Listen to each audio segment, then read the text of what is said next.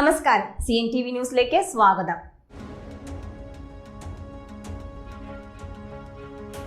പൊന്നാനിയിൽ വീണ്ടും ലഹരിവേട്ട. 3 ഗ്രാം MDMA-യുമായി 2 യുവാക്കൾ പിടിയിലായി. മട്ടാഞ്ചേരി സ്വദേശി 34 വയസ്സുള്ള താടിക്കൽ റിസ്വാൻ, ഫോർട്ട് കൊച്ചി സ്വദേശി 24 വയസ്സുള്ള കൂരിക്കുഴിൽ അദിർ എന്നിവരെയാണ് പൊന്നാനി CI ജലീൽ കറുത്തേടത്തിന്റെ നേതൃത്വത്തിലുള്ള അന്വേഷണ സംഘം പിടികൂടിയത്.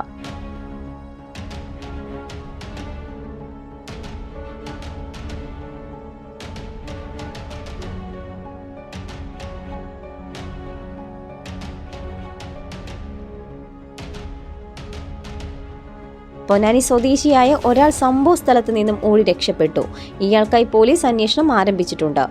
തീരദേശ മേഖലകളിൽ ലഹരി വിൽപ്പനക്കാരെ കുറിച്ച് പോലീസ് നിരീക്ഷണം നടത്തി വരുന്നതിനിടയിലാണ് മുല്ല റോഡിൽ നിന്ന് നിർത്തിയിട്ട കാറിലും പുറത്തുമായി നിന്ന 3 പേരെ സംശയാസ്പദമായ രീതിയിൽ ചോദ്യം ചെയ്തത്. പുതുവർഷത്തിൽ വെളിയംകോട് നിന്ന് 3 ഗ്രാം MDMA-യുമായി അക്രമ കേസിലെ പ്രതിയെയും സുഹൃത്തിനെയും പൊന്നാനി പോലീസ് പിടികൂടിയിരുന്നു.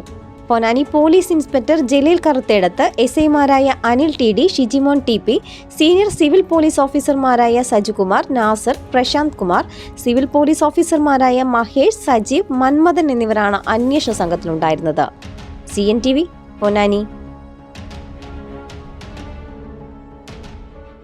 കൂടുതൽ വാർത്തകൾക്കും ദൃശ്യങ്ങൾക്കും CNTV ഫേസ്ബുക്ക്, യൂട്യൂബ്, ഇൻസ്റ്റഗ്രാം പേജുകൾ ഫോളോ ചെയ്യുക.